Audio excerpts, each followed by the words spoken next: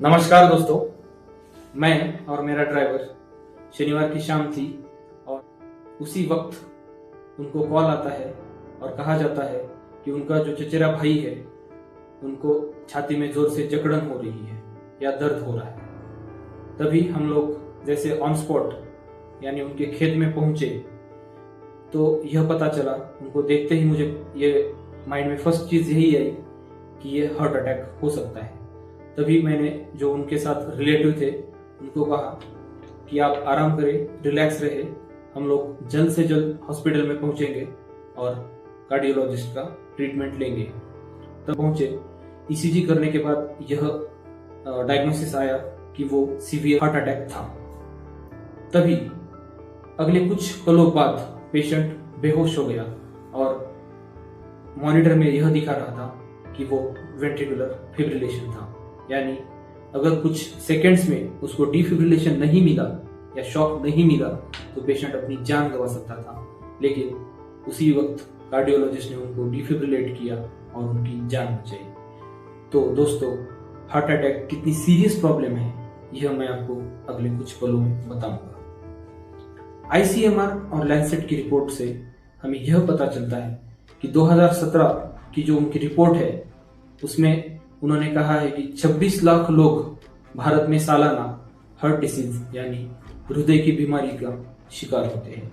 और चिंताजनक बात यह है कि उनमें से 50% लोग जिनकी उम्र 50 से कम है और उनमें से 25% लोग जिनकी उम्र 40 से कम है, वे लोग इसका शिकार बनते हैं और अपनी जान गंवा देते हैं। हार्ट अटैक क्या है?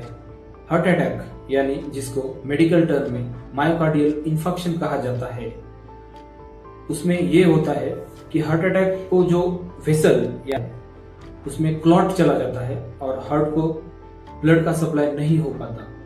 और अगर उसके कुछ मिनट बाद यानी 60 से 90 मिनट बाद अगर उसका रिपरफ्यूजन यानी ब्लड फ्लो अगर नॉर्मल नहीं हुआ, जैसे कि उसके लिए एंजियोप्लास्टी या थ्रोम्बोलाइसिस यानी क्लॉट को ब्रेक करना, अगर वो हम नहीं कर पाए तो हार्ट का परमानेंट डैमेज हो सकता है और पेशेंट फेटल अरिथमिया में जाके पेशेंट अपना जान गंवा सकता है। तो इससे बचने के लिए सबसे इंपॉर्टेंट कुछ चीजें हैं जो मैं आपको शेयर करूंगा। उसमें है पहली चीज जो है वो लाइफस्टाइल मॉडिफिकेशन। उसमें आता है एक्सरसाइज या डेली ब्रिस्क वॉकिंग। तो आप लोगों को दिन में कम से कम 30 मिनट्स ब्रिस्क वॉक यानी चलते रहना है और उसमें या फिर आप एक्सरसाइज भी कर सकते हो। सबसे ज्यादा आप पैदल चलिए जिससे आपको एक्सरसाइज 30 मिनट्स हो सकता है। दूसरी जो सबसे इंपॉर्टेंट चीज है वो है डाइट। खाने में चीनी, ऑयल या नमक कम से कम रखें। अपने खाने में या डेली जो आप खाते हो उसमें ज्यादा से ज्यादा फ्रूट्स और वेजिटेबल इनकी मात्रा ज्यादा रखें। ये बहुत इंपॉर्टेंट चीज है। लेकिन तीसरी सबसे इंपॉर्टेंट चीज जो आज को युवाओं को घेरे हुए है और जो सबसे बड़ा रिस्क फैक्टर जो यंग पॉपुलेशन है उसमें है वो है स्मोकिंग। मैं आपसे यह रिक्वेस्ट करूंगा कि आप स्मोक ना करें। अगर कोई भी कर रहा है तो वो सबसे बड़ा रिस्क फैक्टर है, तो स्मोकिंग प्लीज अवॉइड। अल्कोहल अगर अवॉइड किया तो सबसे अच्छी चीज है। अगर कोई पी रहा है या शराब पी रहा है तो उसका सेवन कम से कम या बहुत सीमित रखें। लास्ट में मैं ये बताऊंगा कि स्ट्रेस मैनेजमेंट के लिए आप अपने लिए कुछ समय निकालें और उसमें 5 से 10 मिनट आप ध्यान, वो सबसे इंपॉर्टेंट चीज है। अगर आपको ऐसा लगता है कि मुझे कुछ भी सिम्टम नहीं है, मैं 35 साल का हूं लेकिन आज तक मेरे को कुछ भी ब्रीथलेसनेस नहीं हुआ या छाती में नहीं दुखा, तो आप कंप्लीटली सेफ है। अगर आप ऐसा सोचते हो तो you are completely wrong. Heart attack after 30 किसी को भी आ सकता है, तो आपको हर साल या 6 महीने बाद आपको कुछ टेस्ट कराने हैं।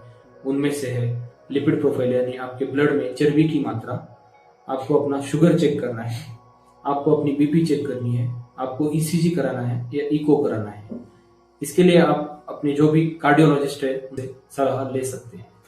अगर आपके घर में किसी की भी मौत हार्ट अटैक या हार्ट की किसी बीमारी की वजह से हुई है तो आपको सतर्क रहना है और आपको अपनी जांच जल्द से जल्द अपने कार्डियोलॉजिस्ट से करानी है। अगर आपके फैमिली में यह हिस्ट्री है या इतिहास है तो देर आर मोर चांसेस, आपके बहुत ज़्यादा चांसेस है कि आपको भी हार्ट डिसीज हो सकता है। और मैंने लास्ट 2 to 3 मिनट्स में जितना भी डिस्कस किया है, मैं आज तक सीखते जा रहा हूँ और आगे भी सीखूंगा। मैं doctor Tirupati Shedke, I am an MBBS person and I want to be a cardiologist in future. तो मैं आपके साथ मेरे लाइफ के रियल लाइफ सिनेरियोज आपके साथ शेयर करूंगा और जितना मैं सीखूंगा आपके साथ वो शेयर करूंगा और आपको भी सिखाते जाऊंगा।